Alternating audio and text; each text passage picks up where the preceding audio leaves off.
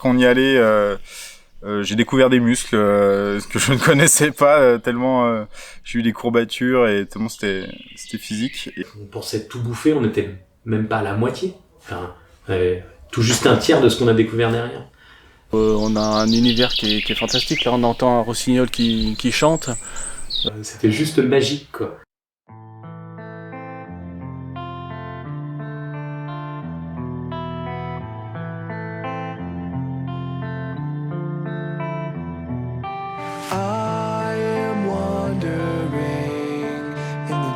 Dark blue. You left me here when our time was through,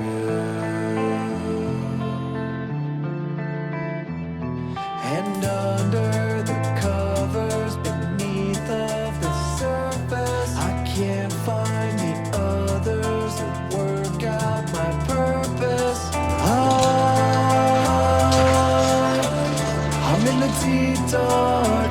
Alors c'est 12, 16. On avait rigolé quand même. C'est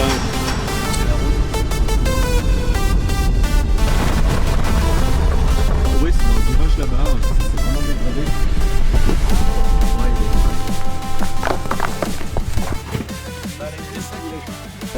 Prends la grosse. Moi je prends les deux moyennes.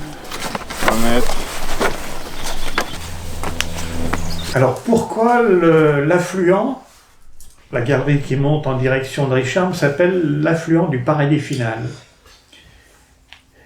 Eh bien, il faut le savoir que dans les années 60-70, un club de Bourg-en-Bresse arrivait pour faire de la spéléo au Pertuis. Et on les voyait arriver au Spéléo Club d'Annecy le vendredi soir.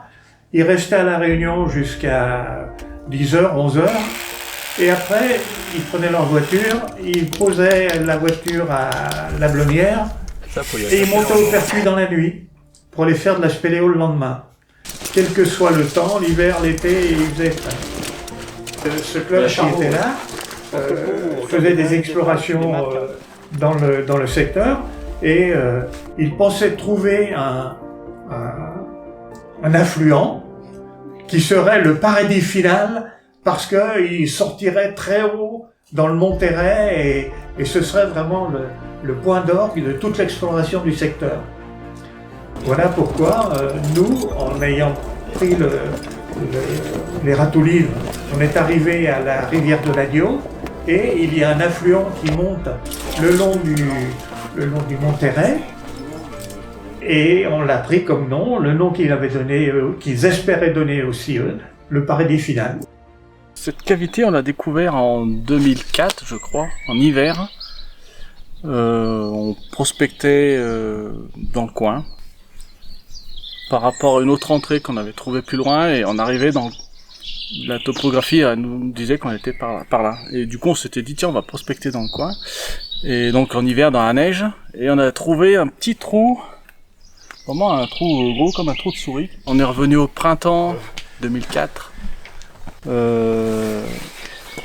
Retrouver ce trou, le trou était toujours là, il soufflait de l'air et on a attendu fin du printemps, la fonte de neige pour dire au revoir et ça, le trou soufflait toujours. Du coup on a attaqué la désobstruction, c'est-à-dire qu'on a enlevé tous les cailloux qui se trouvaient devant l'entrée en suivant le courant d'air. On a découvert ce couloir. Derrière, on a pu trouver des puits et voilà, et descendre à l'endroit où on était à l'origine de la topographie depuis l'autre cavité qui s'appelle la Tanne des Râtoulives. La jonction, on était fous. Donc on a passé quand même 1 ou 2 week-ends avec des tirs forts, des cordes entre les arbres, soulever les blocs, les tirer, etc. On a passé le premier bloc qu'on a enlevé, c'est celui-ci. Voilà. On s'est dit tiens, il y a une tête de menhir et ça a donné le nom du trou qui est la Tanne des Gaulois. 3h, 3h30, 4h depuis la Tanne des Râtoulives pour arriver jusqu'à cet endroit-là. Et nous, un peu expérimentés en connaissant le trou, on met 3 quarts d'heure pour y arriver, à 300 mètres sous nos pieds, à moins 300. On arrive entre deux siphons dans l'Adio. On a retrouvé les cordes et le marquage des plongeurs suisses des années 80, je crois. Et on a fait venir les plongeurs, ce qui a permis de jonctionner tout. De jonctionner l'Adio qui était connu 35 km, les extrêmes amont de l'Adio, plus notre réseau qui ça fait dizaines de kilomètres. Donc les plongeurs ont pu jonctionner les deux réseaux. Et aujourd'hui on a 45 km de développement et je sais plus, une quinzaine d'entrées sur le plateau. La galerie des dieux, ça c'était énorme. Donc on avait déjà jonctionné, donc descendu pas mal de puits, jonctionné avec le réseau, la rivière de l'Adio. Et on est arrivé à un endroit, quand on mesure aujourd'hui on fait les topographies avec le télémètre laser. Le télémètre laser on l'envoyait au plafond, il nous disait trop haut, il a une portée maximum de 70 mètres. Donc on a un gros vide au-dessus de nos têtes, juste au-dessus des siphons, et on savait pas trop où c'était. Et un jour en descendant un puits, avec des éclairages un peu puissants, mais il y a une galerie sur le côté au milieu du puits, devant une grosse stalagmite. Du coup on a pendulé, rentré dans la galerie des druides, et qui doit faire une vingtaine de mètres de long. Et là on s'est arrêté sur un balcon, un gros vide en dessous, tout était noir, on voyait pas la paroi en face, on voyait pas le sol, on voyait pas le plafond.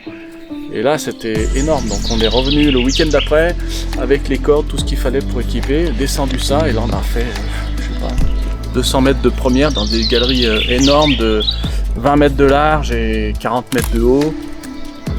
D'un côté ça remonte assez loin sous l'alpage du Pertuis, on est à moins de 200 mètres sous la surface. Et de l'autre côté on s'est arrêté devant un puits très haut, 60-80 mètres. Donc on sondait avec les cailloux. Et les fois d'après, on est revenu équiper ce puits et on est tombé pile poil l'endroit où avec notre télémètre laser on avait pointé dans le vide 70 mètres, 80 mètres. Donc là on a fait la grosse jonction par cette galerie des dieux. Alors on est où? Eh bien regarde. Regarde mon enfant. Voilà, nous sommes là. On n'est pas encore sur le plan. On est à l'intersiphon là actuellement, donc on est 200 mètres par là à peu près, 200 mètres du point B. Et après on attaque les choses sérieuses. Donc là on est à moins 300, on a fini toute la descente. Et maintenant on remonte à moins 40 à peu près. On avait juste le départ de l'affluent qui devait faire, je sais pas, peut-être une trentaine de mètres. Et il s'était arrêté sur une vasque et il y avait tellement de courant d'air que ça faisait des vagues dessus. La vasque d'entrée, au départ, t'avais des vagues et on a abaissé le seuil, on a enlevé des cailloux pour que l'eau coule.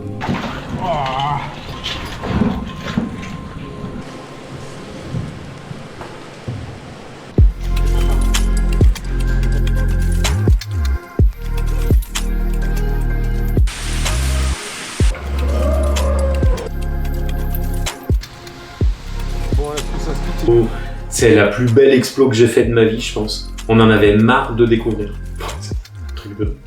On a dû faire, je sais pas, 500 mètres, 5 ou 600 mètres. On a fait la cascade du milieu, on a grimpé au tamponnoir. On avait fait 100 mètres une centaine de mètres de topo. Sauf il a dit, oh, maintenant il y en a marre, maintenant on se barre en pointe. On s'est barré en pointe et on a fait... Donc on est arrivé au pied de cette cascade là, on avait déjà bien avancé. On avait passé le point C. Et on a continué, mais on en avait marre. On savait... Mais tu peux pas t'arrêter, t'as les pieds par terre, tu marches, ça coulait. On se disait, mais on va s'arrêter sur un truc, tu sais, pour reprendre du matériel le coup d'après. Mais c'était incroyable, vraiment incroyable. Ça, c'est pas des machines. Je sais pas combien de temps on avait passé. On en avait marre, enfin on sentait, tu sais, qu'il y avait la fatigue et on se disait, on est loin, on est en train de tout bouffer, mais tu peux pas t'arrêter en fait. Et en fait, on pensait tout bouffer, on était même pas à la moitié. Enfin, on avait tout juste un tiers de ce qu'on a découvert derrière. Le coup d'après, c'est un coup qu'on a fait avec Loïc le 26 décembre. On avait bouffé la veille, Noël, tout ça. On était parti en mode, on verra ce qu'on fait. Donc on est monté, on a pelleté le col, rentré sous terre, arrivé jusqu'à cette pointe-là, on a fait toute la partie étroite du méandre derrière. Après l'affluence se sépare en deux. Là Loïc il avait un problème avec une hernie, donc il s'était arrêté. Et j'ai continué une trentaine de mètres dans la branche qu'on continue actuellement, et puis j'ai dû faire une dizaine de mètres de l'autre côté. On avait fait une pointe énorme, encore une centaine de mètres.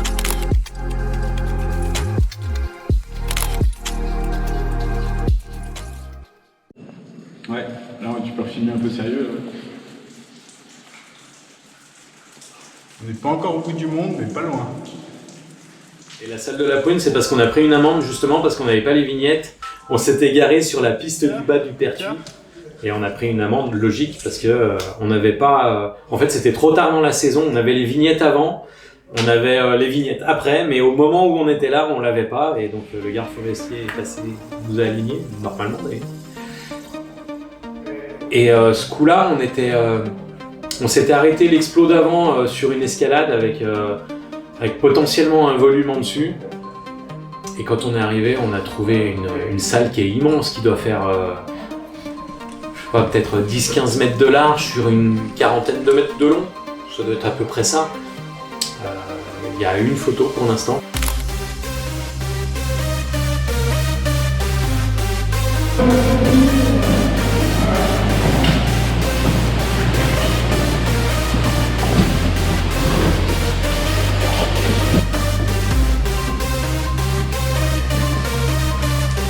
Monter là.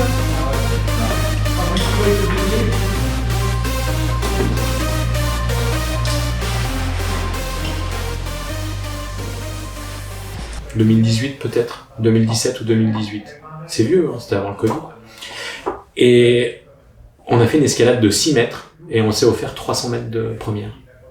Dans de la galerie qui était pas très haute, de la belle galerie, des concrétions. On change de trou, c'est vraiment le paradis final et puis une autre branche qui vient dessus.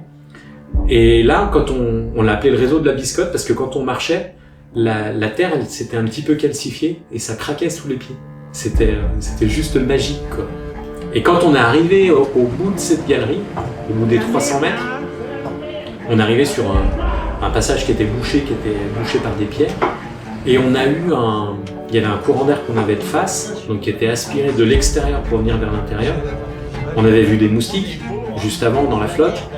Et quand on est arrivé, en fait, on a eu une impression que les spéléos ils connaissent tous. Quand tu es sous terre et que tu arrives vers la sortie, l'atmosphère, l'air change. Et ça, on l'a eu. Et à ce moment-là, avec Loïc, on s'est dit putain, mais on est dehors. On est dehors. Et je me souviens que Loïc, il était devant, il m'a dit mais on enlève 3 cailloux. Et je crois que j'ai un bout de vidéo où il dit mais ça se trouve c'est le pierrier, parce qu'on pensait être dans le pierrier de Richard. Il dit ça se trouve c'est le pierrier là. Enfin, vas-y, on essaye d'enlever 3 cailloux.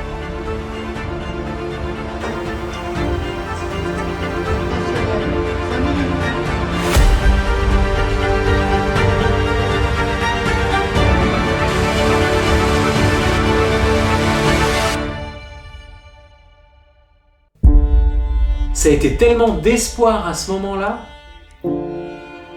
qui n'ont pas abouti sur le moment, mais qui n'ont pas abouti 6 ou 7 ans après, parce qu'on n'est toujours pas sorti. C'est toute la magie en fait de la spéléo.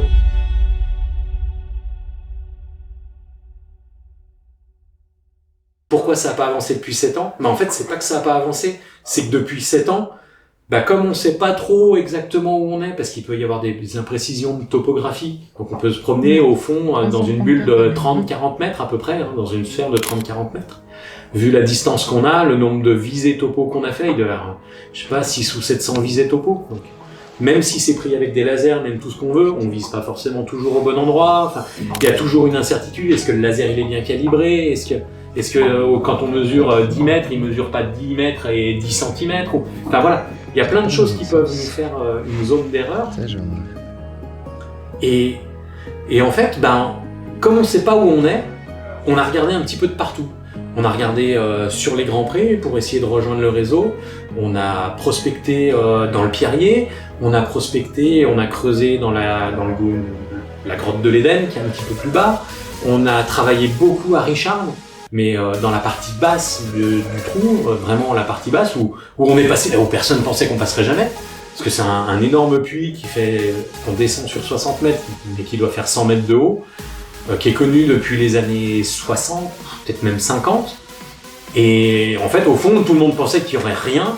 Et ben nous, on a réussi à passer, on a fait une dizaine de mètres de plus en profondeur, parce qu'on a creusé, parce qu'on a mis des étais, il y a toute une épopée qui est là, qui est grandiose, avec tous les espoirs qui étaient dedans, avec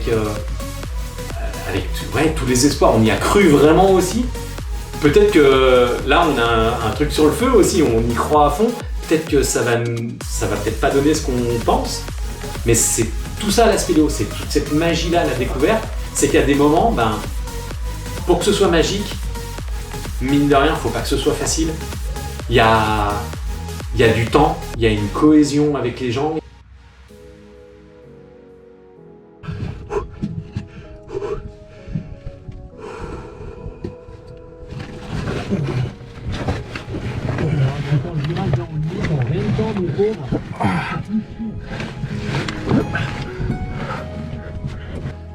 Putain d'homme. Ça sent bon. Putain mais ça y ressemble. Ça y ressemble.